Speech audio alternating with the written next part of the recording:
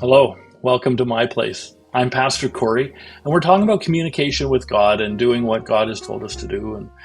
And today I want to take you to Genesis chapter 6. This is the story of Noah and the flood. And you can read the whole story. I'm not going to read it to you today.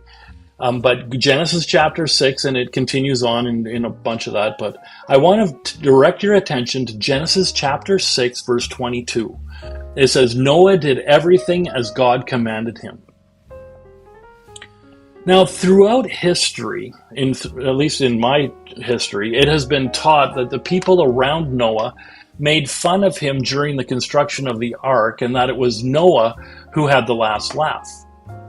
However, the Bible doesn't say this anywhere. It is assumed, but is never actually documented. It just says that the people around Noah were wicked, the people of the world were wicked, but Noah was a righteous man. That's what it says. And then it says Noah did everything as God commanded him.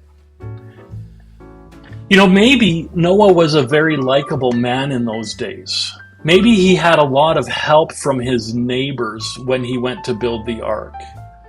Maybe all of these helpers came to him and said, well, Noah, it's been a really good day of work. It looks like we're almost done.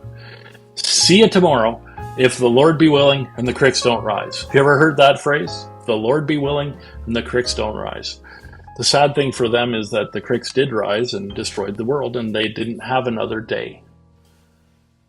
Now, when we look at Noah, we see that he worried about doing what God told him to do and not on what was going to happen. Noah was told to build an ark to exact specifications, so he built it.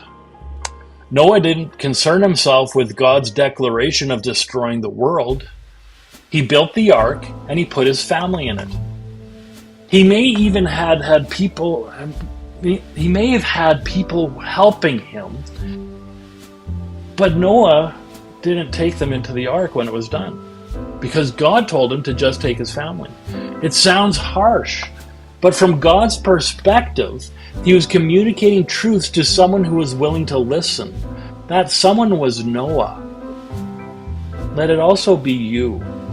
Do what God tells you to do. We'll deal with this more tomorrow. God bless you richly. See you next time.